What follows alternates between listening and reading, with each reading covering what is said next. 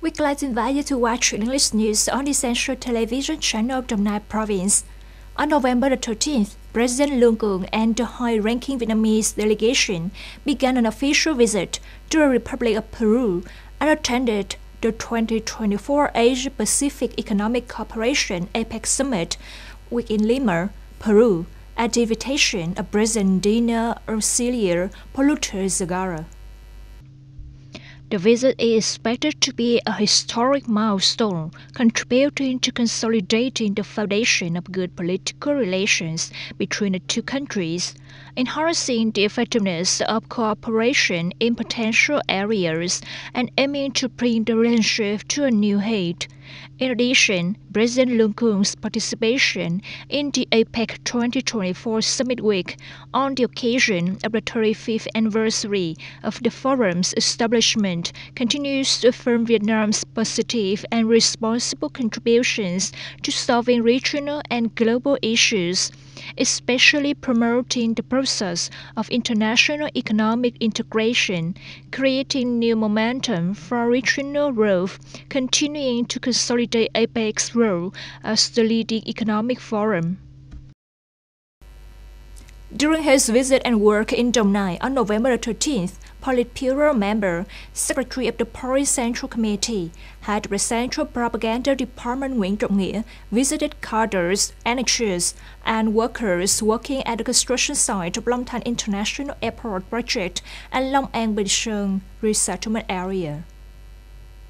After inspecting the project construction site, Comrade Nguyễn Trọng Nghĩa, Politburo member, Secretary of the Party Central Committee, Head of the Central Propaganda Department and the working delegation worked with Long Thanh International Airport. Mr. Nguyễn Đức Hùng, Deputy Treasury Director of Airports Corporation of Vietnam, ACV, said that with the efforts of more than 6,000 cadres, engineers, and workers with the spirit of overcoming the sun and rain, working through holidays and Tet, the unit is striving to be able to operate the first commercial flight in September 2026. Member of the Party Central Committee, Secretary of Đồng Nai Provincial Party Committee Nguyễn Hồng Lĩnh said that, along with coordinating to create favorable conditions for airport construction, Đồng Nai Province is focusing resources to build a traffic system connecting the airport, in addition to coordinating with institutes, universities, and vocational schools to train human resources to serve the airport. Đồng Nai Province is also interested in resettlement, training and supporting career transition to stabilize residents in the project area. Speaking at the meeting, Comrade Nguyễn Trọng Nghĩa highly appreciated the efforts of Đồng Nai Province and the forces working on the national key project. Emphasizing that it is a national key project, he requested the construction forces to unite and strive to complete the project on schedule as set by the National Assembly and the government, with the highest quality and efficiency. On the occasion of inspecting the airport project construction site, Comrade Nguyễn Trọng Nghĩa visited the Long An Bình Sơn resettlement area to present gifts to policy families in the resettlement area. According to the Ministry of Industry and Trade, after 15 years, the campaign Vietnamese people prioritize using Vietnamese goods has contributed to curbing inflation and stabilizing the macroeconomy. The Consumer Price Index (CPI) has decreased from a high inflation rate of 19.8% in 2008 to below 5% since 2014. In particular, the trade balance has been continuously surplus since 2016. Vietnamese goods in distribution channels account for a fairly high proportion, over 80% in supermarkets and 60% or more in traditional retail channels. In addition, more than 90% of Vietnamese consumers and businesses know about the program to identify Vietnamese goods called Brown Vietnamese goods, quintessence of Vietnamese goods. Along with that, more than 90% of businesses know about the movement. Vietnamese goods conquer Vietnamese people, and more than 70% of businesses participate in this movement. According to the Vietnam Chamber of Commerce and Industry (VCCI), in 2023, 63.3% of FDI foreign direct investment enterprises used input goods and services from Vietnamese enterprises, while this rate was 12.4% in 2010.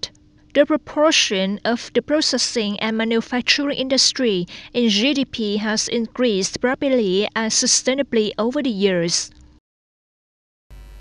U.S. President-elect Donald Trump returned to Washington on November 13th, entering the White House for the first time since leaving office, to meet President Joe Biden in a move that is expected to mark a peaceful transfer of power.